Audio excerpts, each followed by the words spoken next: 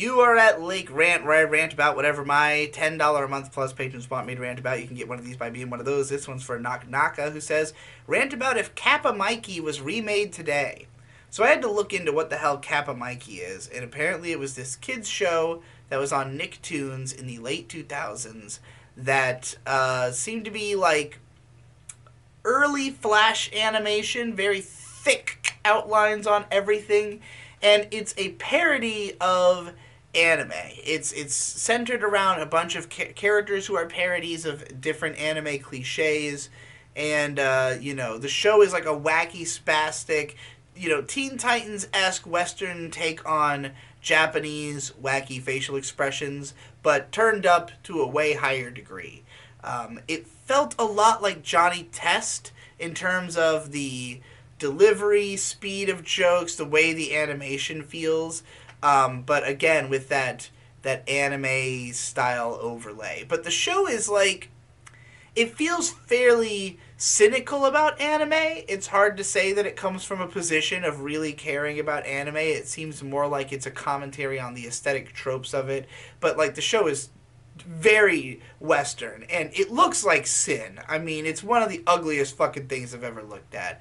And the plot and energy is weird. It's frantic, but it feels like it just thinks that like kids need a show to be just revving at maximum at all times. Maybe it's comparable to like Magi Swords or something, where it's just like, yes, it's expressive, but it's not really endearing or attractive, so you just feel like it's a bunch of wacky shit with no real rhyme or reason or purpose.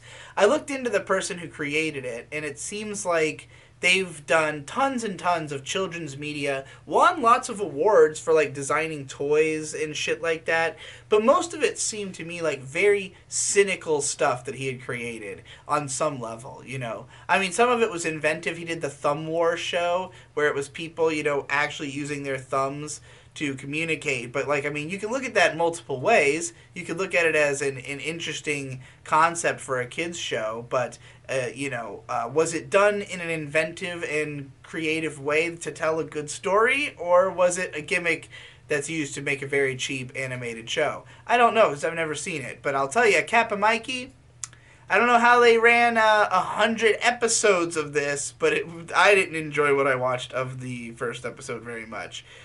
So if it was remade today, I mean, it would be an isekai character. You'd have, I mean, the problem with it is that like Kappa Mikey was basically drawing from the broad strokes of anime that had been popular in the late 90s.